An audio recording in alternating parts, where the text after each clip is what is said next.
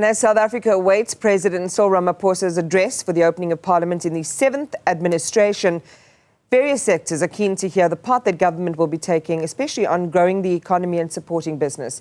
Let's talk about this now with CEO of the Black Business Council, Kganki Matabane. Kganki, good morning. I know that you are in Cape Town. You won't be physically in the House, but I'm sure you'll be watching quite closely what the President has to say at the opening of Parliament and effectively launching the plans and policies perspective, I should say, of the 7th administration. What will you be intently looking out to hear most? Good morning, Iman, and good morning to the Newzroom Afrika viewers. We were not expecting much of a policy changes because, as we always say, South Africa has got so many policies. South Africa does not necessarily suffer from a lack of policies and lack of plans and lack of documents. South Africa lacks implementation. And if we had, in the past 30 years, if we had implemented even only 5% of the policies and the plans that we have, would have been much far than where we are. So we were expecting almost continuity of the plans that are there. Remember, we have got the National Development Plan 2030, and that plan has never been revised. So that is the plan that was adopted by Cabinet, and I don't think there will be any change to that plan until it's officially revised. Our expectations at the Black Business Council, firstly, is the acceleration of economic transformation. And we've emphasized that in the past 30 years, there have been some progress, but that progress has not been enough, as the figures that are there and the data that is there tells you, for example, that Black people own less than 10% of the economy. The JSE listed companies consist of almost 70% white males, which tells you that we have not necessarily moved. And then while we're on this issue, we urge the President Ramaphosa, to sign the public procurement bill. The bill was passed by the Parliament in the last term, and then NCOP also in the last term. So the bill is sitting with the President. We urge the President to sign it because, in our view, the public procurement legislation will accelerate and help accelerate the economic transformation. And we like what we're hearing from the new Minister of Trade and Trade, Industry and Competition. In his budget speech, he emphasized transformation. And we'll work with him because that's what has been missing in the past 30 years. Yeah, it sounds, Kganki, like there's a great deal of optimism, and some of the signaling that you're seeing is in step with some of your aspirations. We did hear at the conclusion of the Cabinet Lekgotla at the weekend, or a couple of days ago, the sense that there was great synergy was some of the terms used. The President said it was wonderful and fruitful, and it sounds like they are potentially going to be singing with one voice. We know that there is conflict on issues like, Black economic empowerment, on issues like employment equity. Do you foresee these as potential roadblocks in this pursuit that you are reiterating this morning for true Black economic transformation in South Africa? Iman, that should not be, because, as I said, the policies have not been changed. The legislations that were passed in the past 30 years are still there. So any minister in government who comes into the 7th administration must implement the current legislation until the legislations are changed. And hence we've been fighting for a DTIC minister who's pro-transformation, because that's where the legislation is driven from. And we were confident if there are ministers who are, for example, not implementing those legislations that were passed, us together with the department should be able to take those people to court, because the court will be able to force them to say, we have got legislation A, legislation B, why are you not implementing it? And I think that's where we as the Black Business Council, we're going to go to in this 7th administration to use court more often to force the implementations of legislation. But shouldn't that be a troubling signal? And I appreciate what you're saying. You know, that all of this government is underpinned by, great legislation that shouldn't be threatened or challenged in the weeks or at least the years ahead. But if you are thinking of courts as an option of last resort to hold people accountable, is there not a step before court that you as an influential, organization in South Africa's economics can go as a way to either hold people's feet to the fire or to realize the aspirations that you have as the Black Business Council?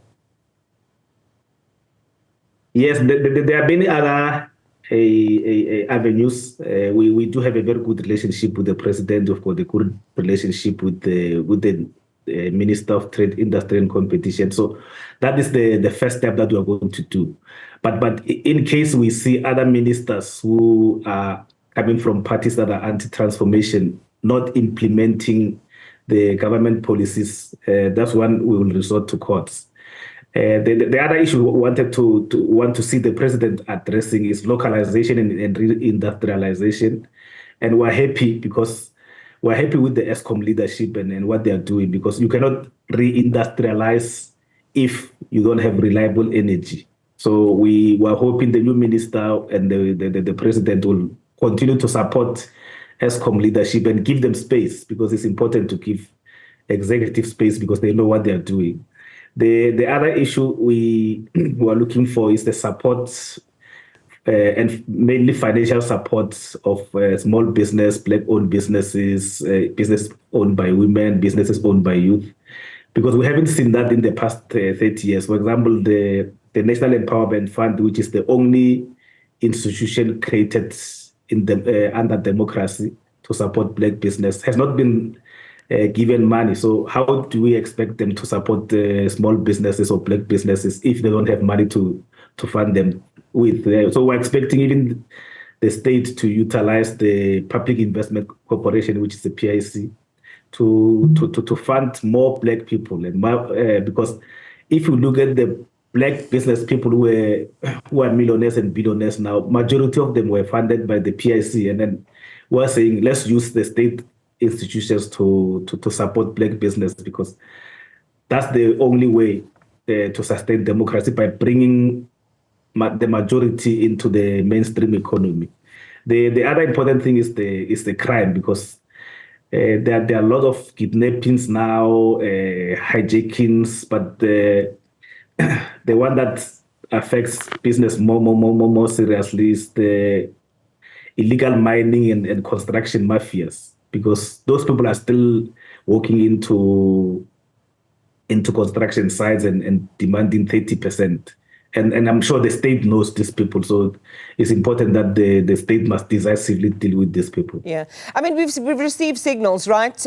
Positive signals, encouraging signals from the new Minister of Police, who, one, has said, that he is fully behind supporting the National Commissioner in the execution of policing tasks. But also, one of the areas of concern among a range that he shared with us this week on his budget vote was around the issue of building hijackings and dealing more decisively, not only from the criminal side, but also in the inclusion side of some of the existing construction companies in some of those contracts. You're heartened by the signals that he's sending?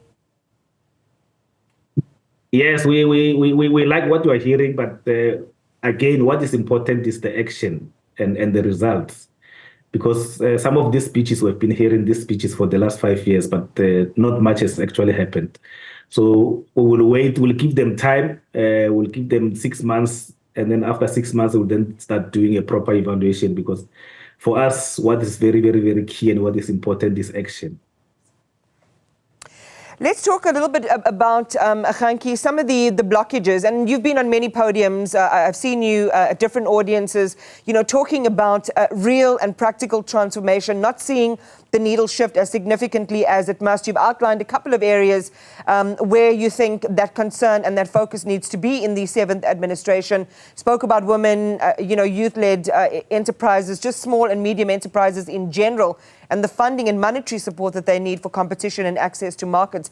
Talk to us about localization. I mean, what are some of the things that are the lowest hanging fruit in this economy that can really activate and build momentum for small black business? There are a few, but those things that are sort of easily achievable or long-hanging fruits are those sectors or industries that are driven by our own South African demands. So, for example, renewable energy. I know of a company that is a local company, but it has to close down even when the demand for solar panels was high.